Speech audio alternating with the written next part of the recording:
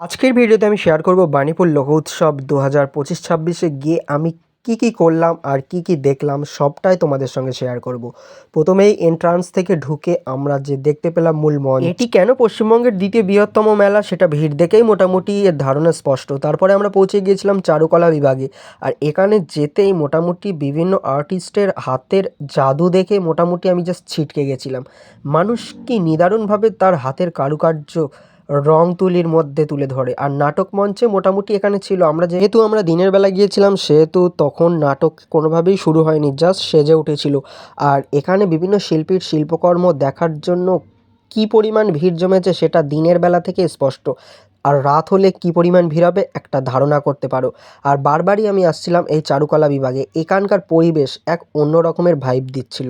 আমি তো মোটামুটি এখানে অনেক ফটো ভিডিও শ্যুট করেছি, যেটা সিঙ্গেলভাবে তোমরা ইনস্টাগ্রামে ইয়োর শাহিদ স্ট্যাটাস, ফেসবুকের শাহিদ ইসলাম বা ইয়োর শাহিদে দেখে নিয়েছো।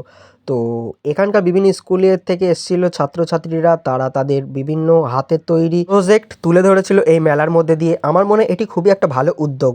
বিভিন্ন স্টলের পাশাপাশি স্টুডেন্টদের এইভাবে সুযোগ দেওয়ার জন্য বাণীপুর মেলাকে আমি স্পেশালভাবে থ্যাঙ্ক জানাতে চাই এর প্রধান উপদেষ্টাদেরকে।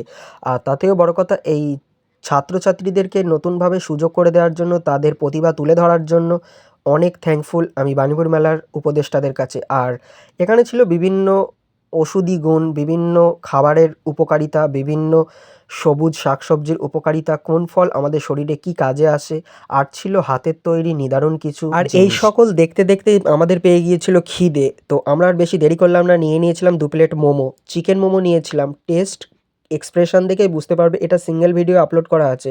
আর তাতেও বড় কথা, চিকেনের স্টাফিংস থেকে শুরু করে টেস্ট স্বাদ দুর্দান্ত ছিল।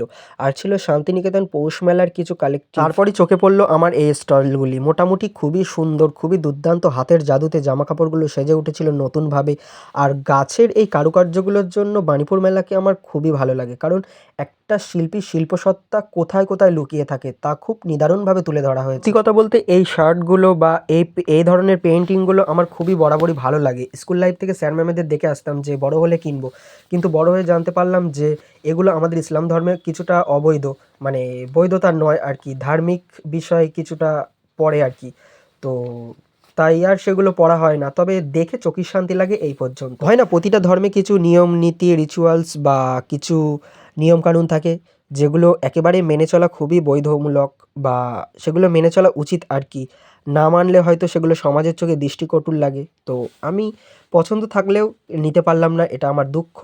তো যাই হোক, দেখলাম, এগুলো ভিডিও করে ক্যাপচার করে রাখলাম, পরবর্তীতে এগুলো মেমোরিজ হিসেবে থেকে যাবে। যাই হোক, এর পরপরই ছিল বিভিন্ন স্টল, মানে শাড়ির স্টল থেকে শুরু করে বিভিন্ন চুড়ি, হ্যান্ডমেড জুয়েলারি থেকে শুরু করে, এছাড়াও বিভিন্ন রকম মানে প্রতিভাবানদের কিছু সৃষ্টি আর কি।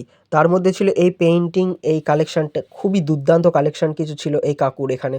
তারপরে ছিল এখানে কিছু আসবাবপত্র, মানে খুব সুন্দরভাবে সাজানো গোছানো বাড়ির জন্য শোপিস ছিল, খুবই দুর্দান্ত ছিল, বেত প্লাস কাঠ। তারপর ছিল কৃষি প্রদর্শনী, ওখানে গিয়েছিলাম। কৃষি প্রদর্শনী ওখানে গিয়ে তো আমি তো জাস্ট ছিটকে গেছিলাম। কৃষকদের কথা ভেবেও যে এরকম একটা স্টল রাখা যায় তা বাণীপুর মেলা দেখেই আমার শেখা। অন্যান্য মেলায় তো নর্মালি বাদাম জিলিপি, ফুচকা, আইসক্রিম, চকলেট থেকে শুরু করে ওই 2-1টা পাপড়ি চাট বা নাগরদোল্লা এইসবই থাকে, কিন্তু বাণীপুর মেলায় মোটামুটি সবাইকে সব রকমভাবে সুযোগ দেওয়া হয়েছে। আর এই মেলায় কৃষকদের তাদের সারা জীবনের পরিশ্রমকে সুন্দরভাবে তুলে ধরা হয়েছে। কে কোন দিক দিয়ে এগিয়ে আছে, কার ফসল, কার ফল, কার গাছ সবচেয়ে বৃহৎ, তা এখানে সুন্দরভাবে তুলে ধরা আছে। পারলে পজ করে দেখে নিতে পারো। আর বাণীপুর লোক উৎসব এই পেজ থেকে কোন কৃষক বিজয়ী হয়েছে তা খুব সুন্দরভাবে তুলে ধরা হয়েছে। সত্যি কথা বলতে বাণীপুর লোক উৎসব নিয়ে আমার 2025-এর যে ভিডিওটা আছে, মানে 2024-এর শেষে যেটা হয়েছিল আমি 25 সালে আপলোড করেছিলাম, খুব সুন্দরভাবে বিস্তৃতভাবে ওখানে আমি খুব বর্ণনা করেছিলাম। আর এই ভিডিওটা আমি জাস্ট র ফুটেজ নিয়ে বেশ কিছু ইন্টারেস্টিং আপডেট আপনাদের সঙ্গে শেয়ার করলাম। ভালো লাগলে ভিডিওটা অবশ্যই শেয়ার করতে পারো। আর এখানে বসেছিল বিভিন্ন ছোটোখাটো স্টল, যেগুলি আর কি ছোটো ফুড কার্ট বলা চলে। মোমো, ফুচকা, পিৎজা, বার্গার থেকে শুরু করে বিভিন্ন ফুলের দোকান, এছাড়াও বিভিন্ন ছোটো ছোটো স্টল যেমন জুয়েলারি কালেকশন, লেডিস বিভিন্ন থিংস থেকে শুরু করে ইটিসি বিভিন্ন ছিল আর কি। আর সবথেকে এখানে প্রাণভি গার্ডেনের এই গাছগুলো দুর্দান্ত ছিল, স্বল্প প্রাইসে খুব সুন্দর এখানে গাছগুলো ছিল আর কি কালেক্ট করা। আর বাণীপুর মেলা এখানে ফটো তোলার জন্য কত যে আমি চেষ্টা করেছি, কিন্তু ওই আর কি ভিড়ের কারণে কোনোভাবেই সম্ভব হয়ে ওঠেনি। তবু দু একটা তুলেছি, সেগুলো ইওর শাহিদ বা শাহিদ স্ট্যাটাস, এই ইনস্টাগ্রামে দুটো অ্যাকাউন্ট ফলো করলে অবশ্যই দেখতে পাবে তোমরা। বাণীপুর মেলা কে কেমন কাটালে অবশ্যই কমেন্টে জানিও। আর তার থেকেও বড় কথা, আমি ঘুরতে খুবই ভালোবাসি। অনেকেই ভাবে তোর মনে কি দুঃখ নেই? আসলে ভাই, আমার মনে যা দুঃখ, আমি যা হাসি মুখে বেড়াতে পারি অন্যান্যরা সেটা সহ্যই করতে পারবে না। আসলে বন্ধুত্বের বিশ্বাসঘাতকতা থেকে শুরু করে পাড়া প্রতিবেশী, আত্মীয়স্বজন, এমনকি নিজের রিলেটিভদের কাছে এতটাই দুঃখ পেয়েছি যে দুঃখ পেতে, পেতে এখন আর ভালো লাগে না। মাঝে, মাঝে ভাবি, ভাবতে যখন আর নিজেকে বোঝাতে পারি না, নিজেকে কন্ট্রোল করতে পারি না, তখন পুরোটাই হাল ছেড়ে দেই। ওই আর কি, টেনশন সবার মধ্যেই কাজ করে, ওভারথিংক সবার মধ্যেই কাজ করে। কিন্তু ওই যে একটা সময় পর মানুষ হাল ছেড়ে দেয়। তাই এখন আর ওসব নিয়ে ভাবি না। কষ্ট হয়, কষ্ট মানিয়ে নিই, যতক্ষণ কষ্ট হতে পারে হোক। মানুষ তো, দিন শেষে আমারও তো একটা মন থাকে, তাই না?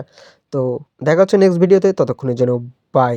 আর দুঃখ থেকে ওভারকাম করার একমাত্র প্রধান মাধ্যম হিসেবে আমি মনে করি ঘোরাঘুরি, সোশ্যাল মিডিয়ায় একটু অ্যাক্টিভ থাকা, এই আর কি।